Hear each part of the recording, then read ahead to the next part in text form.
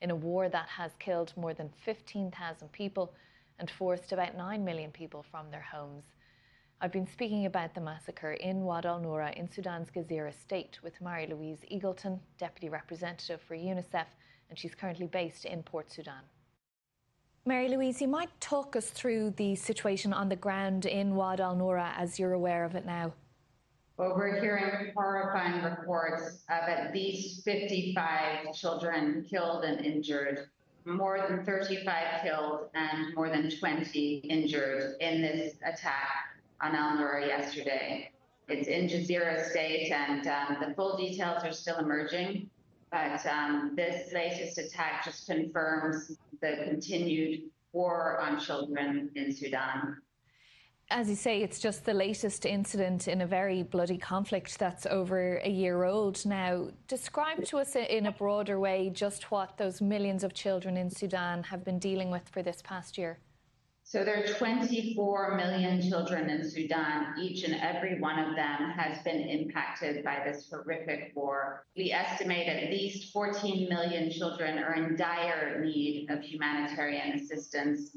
More than 5 million children now have fled with their families from their homes. They have lost everything. They have lost friends. They've lost family members, and they've endured scars that will last a lifetime. And what are the conditions like? So many millions, as you say, have been displaced. What is their situation? Their situation is terrifying for these millions of children. They've left everything behind, and the economy is collapsing. There's no economic means for their parents to work and earn an income. There's much less food on the market because of the poor harvest this year, because of the war.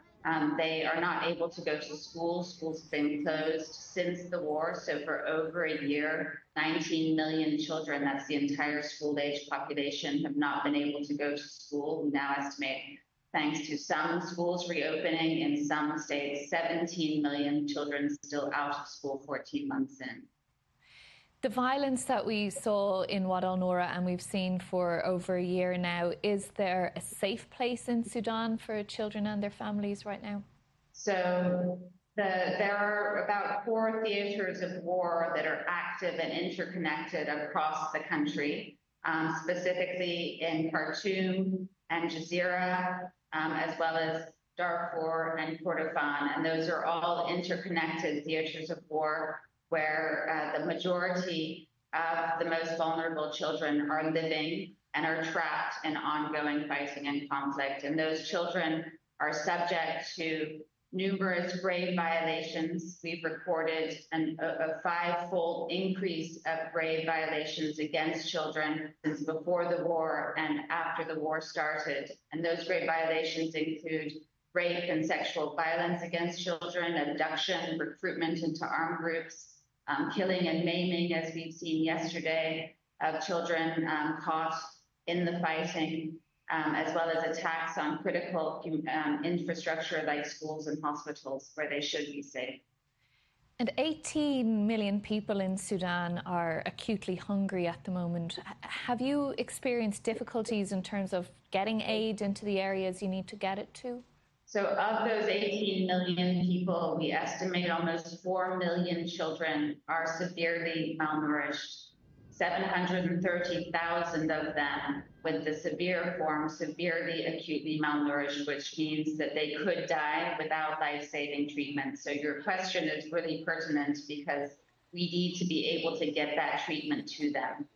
We have enough treatment to reach those 730,000 children across Sudan until the end of the year, but the key is getting it to them. And we're having consistent access constraints to be able to get supplies and people to those children so that they can get that critical treatment as well as critical vaccines to prevent disease. And there are multiple disease outbreaks happening simultaneously across the country. And that's what causes famine, these multiplicity of factors. So we're calling it a looming famine, and it will be a war-induced famine if access isn't secure and we're unable to have humanitarian corridors that are consistent open and able to get hundreds of trucks across Sudan to reach these vulnerable children.